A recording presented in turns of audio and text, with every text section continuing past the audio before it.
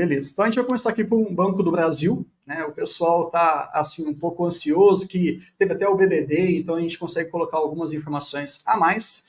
Lembrando que esse relatório, toda vez que vocês forem observar nos relatórios da GF Análise, a gente coloca aqui a data de referência.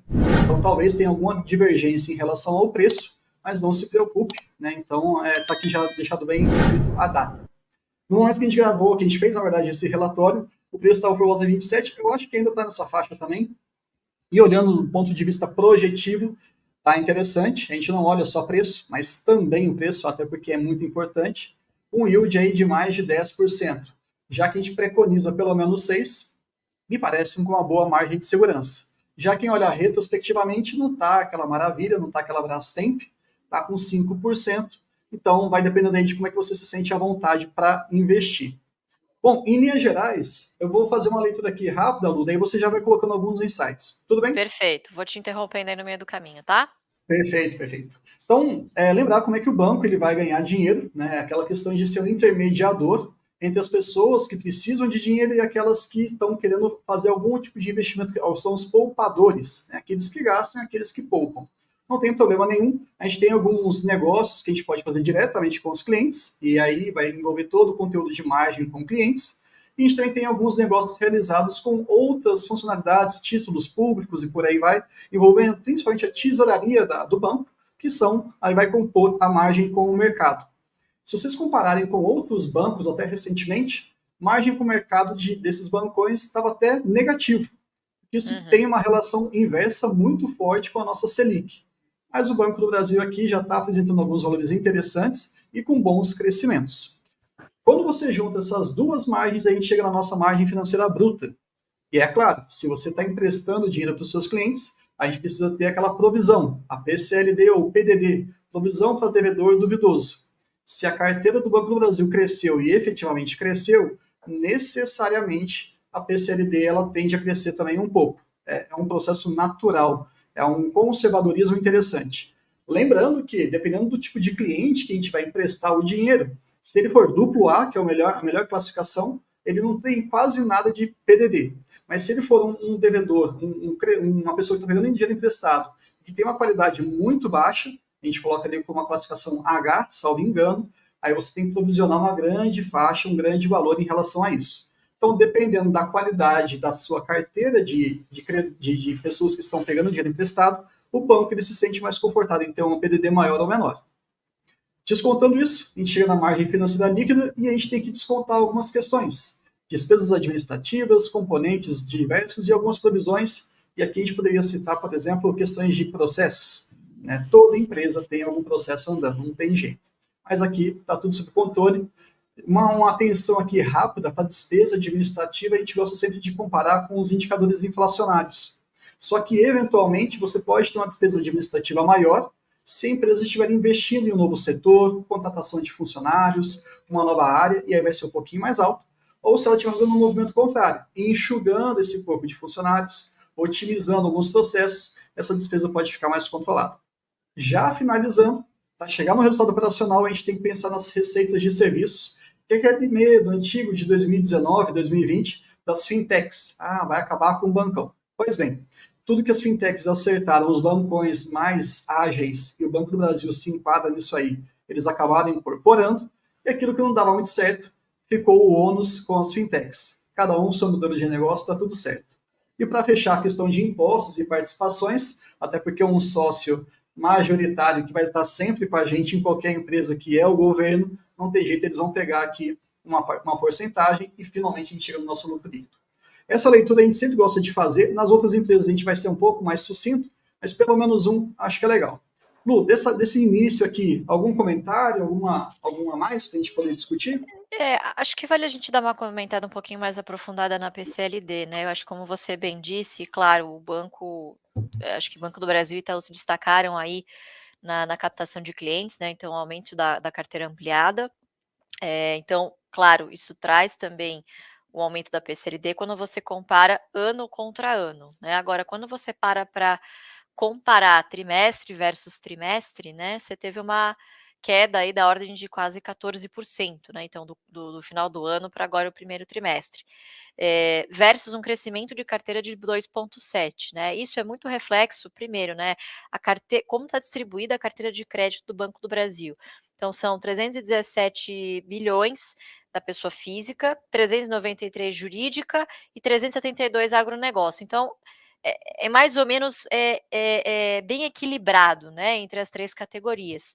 E a categoria que se destacou aí na queda da inadimplência foi justamente o dos pessoas físicas, né, enquanto a carteira de pessoa jurídica está ali bastante estável, até caiu do último trimestre para esse, né, e a do agronegócio vem paulatinamente, desde março do ano passado, subindo um pouquinho, né? Então, puxando a inadimplência um pouquinho para cima. Mas na média, trimestre contra trimestre, acho que foi um índice muito bom, né? Então, PCLD ou PDD, né?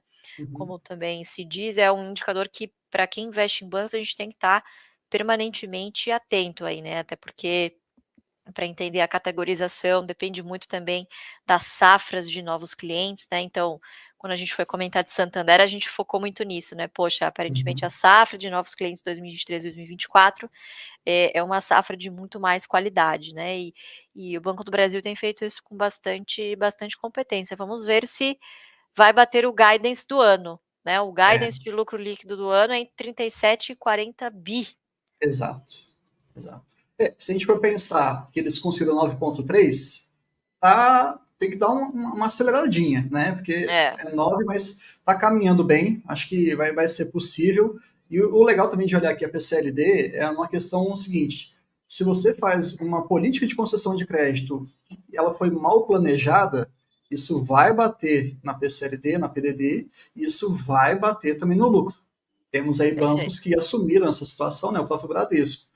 Então, mas é algo que, pô, a gente está falando de bancos ali que já tem décadas e décadas no Brasil. Não vai ser o fim dos tempos, mas também demora para se reestruturar. Tem que ter paciência, não tem jeito. Tem que ter paciência, é verdade. Bom, então, em linhas gerais, o resultado foi positivo. O lucro líquido ali, 9,3%, como a gente acabou de conversar, aumentou um pouquinho em relação ao ano passado, 8,8%, perfeito. O ROI, que é uma métrica interessante para a gente utilizar em bancos, principalmente porque o patrimônio líquido de um banco é basicamente dinheiro. Então fica uma métrica bem fácil de a gente poder mensurar ali, e quando a gente pode também usar essa vantagem de que o patrimônio líquido ele é dinheiro, quando a gente vai fazer aquela comparação do PVP. E aí a gente vai trazer algumas comparações, alguns insights em relação a isso, mas entendam, uma rentabilidade acima de 20%, eu não sei você, Lu, mas para mim está mais do que maravilhoso pensando em bancos.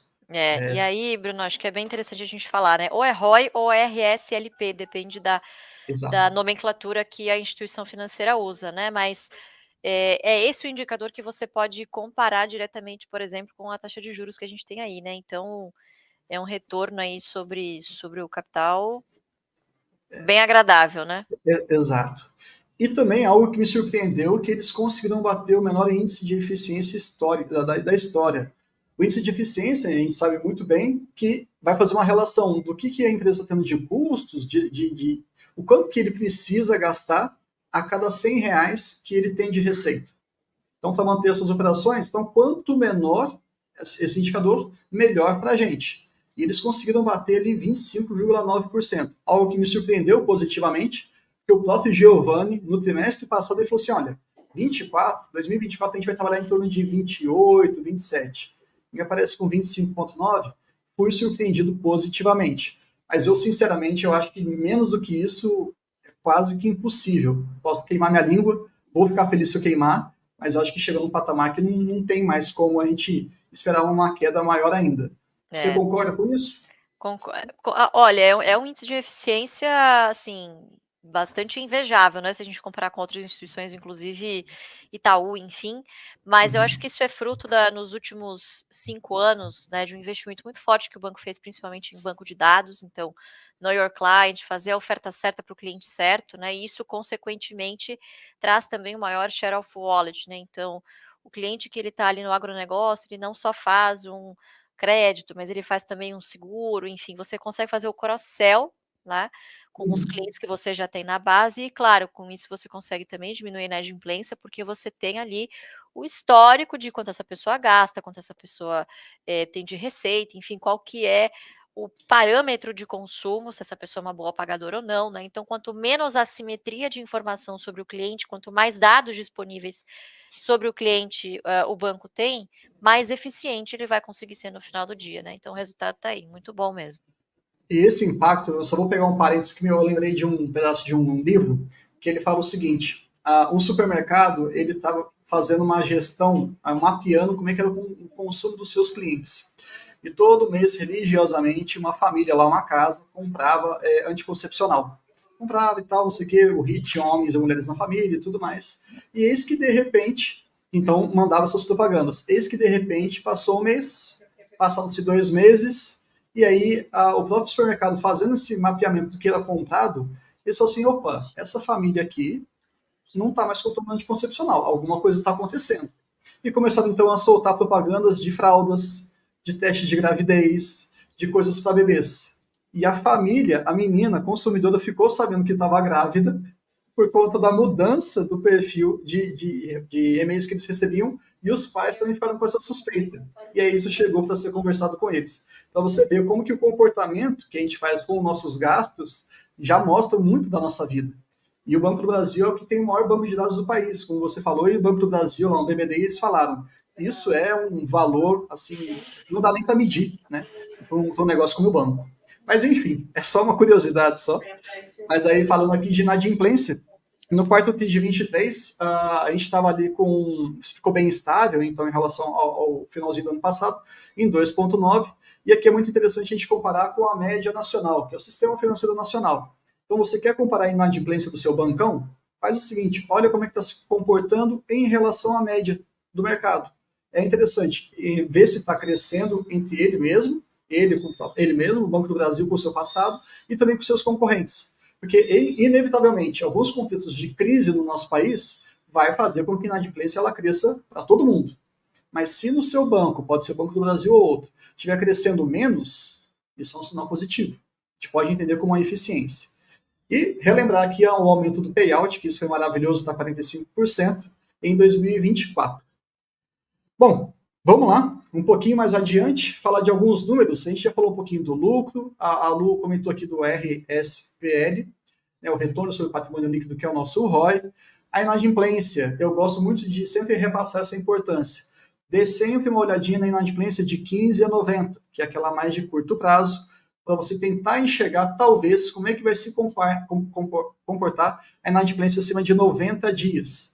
E, geralmente, no curto prazo, a gente vai tentando identificar se aquela política de concessão de crédito, que o banco ele pode mudar de tempos em tempos, se está adequado ou não para aquela fase, para aquela situação do nosso país. Isso aqui é bem interessante. Índice de eficiência, também já falamos bastante, caiu quase 3 pontos percentuais. A provisão de perdas para crédito aumentou bastante, mas né, são ossos do ofício, e isso aqui chamou a atenção dos analistas, mas a gente vai falar um pouquinho mais para frente. E aqui, PVP, eu tenho uma provocação para você, Lu. Um banco que tem um PVP abaixo de 1 é necessariamente uma barganha? Quase que eu falei no mudo aqui. Olha, eu não me lembro de já ter visto o Banco do Brasil alguma vez com valor patrimonial acima de 1, né? É claro que isso é mais um indicador, mas você olhar um indicador sozinho, muitas vezes ele não te diz nada, né? Não é porque está abaixo de 1 que você pode acreditar que ele um dia vai subir de 1, né? Mas enfim, eu acho que é um indicativo de que existe ainda sob o Banco do Brasil, mesmo com essa entrega de resultados, né, batendo guidance ano após ano, que existe aqui um desconto pelo fato do banco ser de economia mista, né, e acho que acrescentou-se talvez na conta dos investidores um pouquinho mais de risco com essa nova ideologia, enfim, que tá no governo vigente, né, então, assim, honestamente, Brunão, acho que deveria valer mais? Eu acho que deveria valer mais. Né? Então, se a gente olha outros indicadores, né, preço teto, inclusive PL, que para banco também é bastante interessante, tá múltiplos muito atrativos em relação a Itaú, principalmente, né, que agora é o banco a se comparar aí com o Banco do Brasil, né? Então, ainda está descontado, mas em caso de Banco do Brasil, em caso de empresa mista, sempre pode ficar mais barato, né? E aí acho que as pessoas ficam com um pouco de ressalva. Mas é aquilo, a gente não está interessado em acertar a mosca de olho azul, né? Difícil Exato. fazer esse tipo de previsão. Uhum. Eu acho legal esse questionamento, porque às vezes a gente olha assim, pô, tem um bancão que está 0,7, o outro lá que é o banco médio está 0,6, o seu PVP.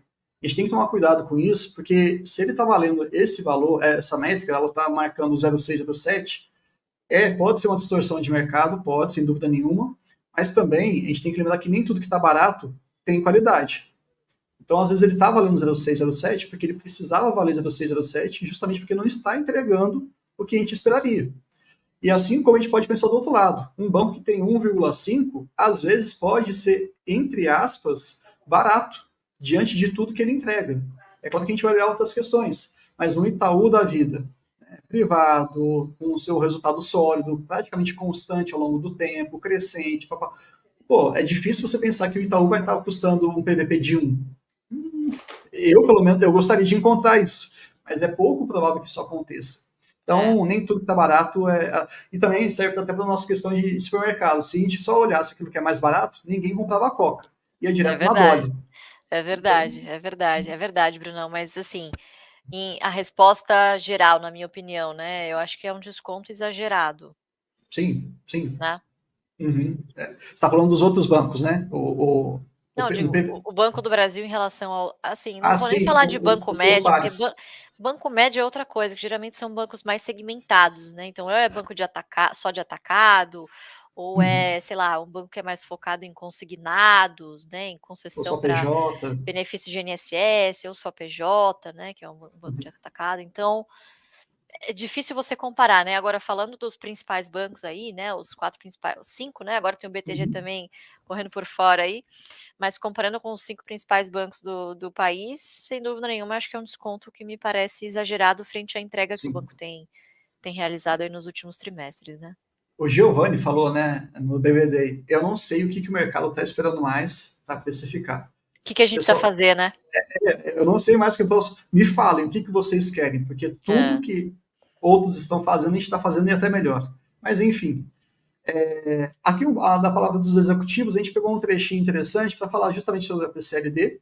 Né? Nós contabilizamos aí nesse primeiro TRI 8,8, que está realmente, quando a gente olha proporcionalmente, cresceu 45%. Chama atenção ano a ano.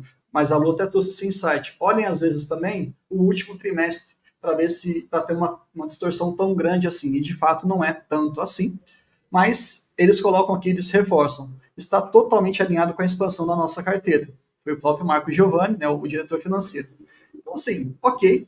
Enquanto analistas lá acompanhando a teleconferência, a gente ficou de olho em aumento de PCLD, o impacto do Banco Patagônia e o aumento da inadimplência na carteira água.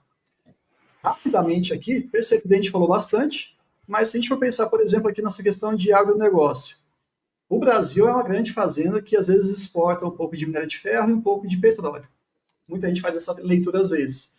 E o Banco do Brasil está associado a esse tipo de atividade há 200 anos.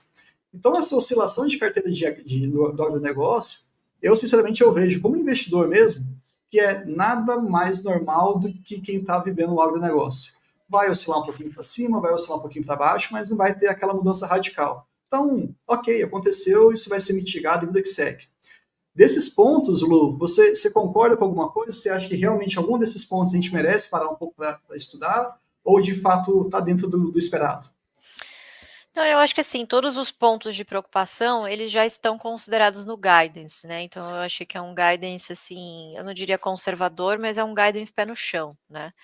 Eu acho que a gente deveria ficar de olho também em outros pedidos de recuperação judicial, se isso vier a acontecer, né? E qual é o impacto no banco. A gente tem também, acho que até no relatório não fala sobre isso, não me recordo se no último call de resultados eles chegaram a falar sobre o efeito Rio Grande do Sul, né? Então, É, ainda é uma acerto. incógnita, né? Uhum. Mas provavelmente deva ter algum impacto pontual, né? Ainda a gente não consegue calcular, mas isso provavelmente não está no guidance, né? Pode ser algo que mexa com a lucratividade aí no curto prazo. Mas Não assim, só. só para concluir, nenhum ponto que seja uma perda de fundamento.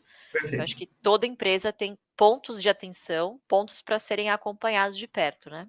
Uhum, é isso. Então, aqui para a gente fechar, já a gente está chegando no nosso tempo aqui de Banco do Brasil, 5,7 bilhões de ações, passamos pelo desdobramento muito recente. A União Federal, eu fiz questão de colocar aqui, porque basicamente eles têm literalmente a metade das ações, salvo engano ali 20 a 40 BBAS3 a mais, só para falar que é o controlador. Então fica bem dividido mesmo com o mercado, o free float ali é bem elevado. Mas aqui um dado que algumas pessoas não estão percebendo muito, que a gente colocou no relatório da AGF. Essa projeção aqui é de um serviço que a gente contrata, que a gente passa para vocês, né? É um consenso de mercado, e o AGF sempre vai trabalhar com a projeção neutra, pensando no projetivo. Mas para aquelas pessoas que às vezes perguntam assim, pô, Bruno, mas e se eu quiser ter uma postura um pouco mais defensiva, mas ainda querendo olhar para o projetivo, eu posso? No relatório da AGF você tem, que a gente coloca isso daqui. Para todos os usuários da plataforma aparecer só esse. Mas para quem quiser ler o relatório, tem aqui tanto otimista quanto pessimista. Aí a gente deixa a critério de vocês para fazer esse pequeno ajuste. E como a Lu falou, de fato, o Rio Grande do Sul ainda não acabou, infelizmente, né? Tem muito desdobramento para aparecer para a gente ainda. Eu, sinceramente, não acho que é o momento de a gente ficar tentando fazer conta. Tem coisas mais importantes, doações, campanhas. Acho que esse é o momento certo para fazer isso. Acalmou, sossegou e tudo mais, ok. Então agora a gente pode vestir, né, a camiseta de investidor de novo e a gente pode olhar os desdobramentos e aprender, porque infelizmente eventualidades acabam acontecendo. Brumadinho ali, aqui o agronegócio, o Rio Grande do Sul e por aí vai. Algum outro ponto que a gente poder abordar pra gente, antes de a gente fechá-lo, de Banco do Brasil? Acho que é isso, né, Brunão? De fato, aí, esse neutro, acho que é um bom projetivo aí a se considerar, né? Queria chamar a atenção que quem estiver usando o preço teto médio aí em Banco do Brasil, dificilmente vai fazer alguma compra por agora, né? Então, para Banco do Brasil, eu especificamente estou usando preço teto projetivo justamente por isso, né? Mas quem sabe a gente fica sempre na torcida para uma realização aí para o jacaré fechar a boca, né? É muito importante vocês se inscreverem no canal, porque ele representa a nossa voz, tá entendendo? Nós não temos uma didática tão fundamental e tão objetiva como tem aí o canal. E o canal ele é um órgão de divulgação que procura não adivinhar, mas transmitir aquilo que realmente é importante que os senhores saibam para se conduzirem de uma forma positiva no mercado de valores.